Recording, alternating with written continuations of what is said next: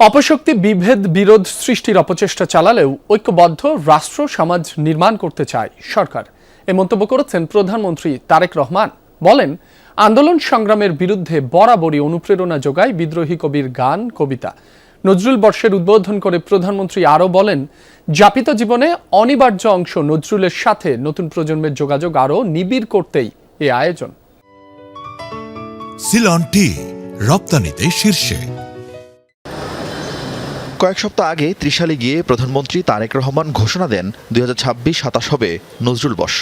সেই ঘোষণার আলোকে শুরু হচ্ছে জাতীয় কবির অমর সৃষ্টি নিয়ে সাহিত্য সম্মেলন, গবেষণা, সেমিনার, সাংস্কৃতিক উপস্থাপনা, নাট্য উৎসব সহ নানা অনুষ্ঠান। প্রত্যেক জেলায় উপজেলায় অংশ নেবেন শিক্ষা প্রতিষ্ঠানের ছাত্রছাত্রীরা।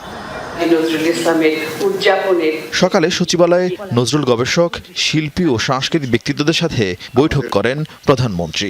নজরুল বর্ষ নিয়ে সবার মতামত জানতে চান। এত কিছু হয়তো কবে করা হবে জানি না, অন্তত কিছুখানি যদি করা হয়, যতখানি পরিকল্পনা হচ্ছে ততখানি যদি ইমপ্লিমেন্ট করতে পারি আমরা, তাহলেই সেটা সার্থক। পরে সরকার প্রধান বলেন, মুক্তিযুদ্ধে কবি নজরুলের কবিতা গান ছিল অনুপ্রেরণার উৎস। আন্দোলন সংগ্রামে তার সৃষ্টি হয়ে ওঠে প্রতিবাদের ভাষা। আগামী প্রজন্মের কাছেও তিনি থাকবেন প্রাসঙ্গিক। সকল আন্দোলন সংগ্রামে তার সৃষ্টিশীলতাই হয়ে ওঠে প্রতিবাদ প্রতিরোধের মূল ভাষা। তিনি আমাদের জাতীয় জীবনের অনিবার্য অংশ, শুধু অতীত নয়, আজকের প্রজন্মের জন্য, এমনকি আমাদের ভবিষ্যৎ প্রজন্মের জন্য নজরুল আমাদের জীবনে প্রাসঙ্গিক।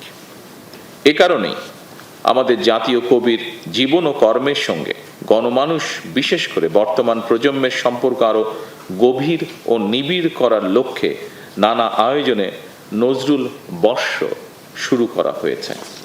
কবি নজরুলের সাহিত্যকর্ম চার দেয়ালে আবদ্ধ না রেখে মানুষের ঘরে ঘরে পৌঁছানোর আহ্বান জানান তিনি।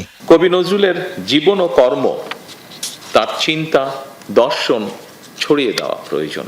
বছর জুড়ে প্রতিটি অনুষ্ঠান সফলভাবে পালন করা অত্যন্ত জরুরি বলে আমি ব্যক্তিগতভাবে বিশ্বাস করি। এ সময় দেশের সব মানুষের নিরাপত্তা নিশ্চিতে সরকারের অবস্থান তুলে ধরেন তিনি। জানান, প্রাণীরাও থাকবে হিংস্রতা মুক্ত। অপশক্তি নিজেদের হীন দলীয় স্বার্থে মানুষের মধ্যে বিভেদ বিরোধ সৃষ্টির অপচেষ্টা চালালেও সবাই মিলেমিশে থাকাই বাংলাদেশের মানুষের আবহমান কালের মূল্যবোধ। বর্তমান সরকারও এমন এক রাষ্ট্র এবং সমাজ বিনির্মাণের লক্ষ্যে কাজ করছে, যেখানে ধর্ম বর্ণ নির্বিশেষে প্রতিটি মানুষ নির্বিঘ্নে নিরাপদে বসবাস করবে। শুধু মানুষের এই নিরাপত্তা নয়, আসুন কোনো প্রাণীও মানুষের হিংস্রতার শিকার যেন না হয়, বর্তমান সরকার সেটিও নিশ্চিত করতে চায়। অনুষ্ঠানে নজরুল বর্ষ উপলক্ষে ডাক টিকিট ও লোগো উন্মোচন করেন প্রধানমন্ত্রী তারেক রহমান। আরিফিন শাকিল, যমুনা নিউজ, ঢাকা।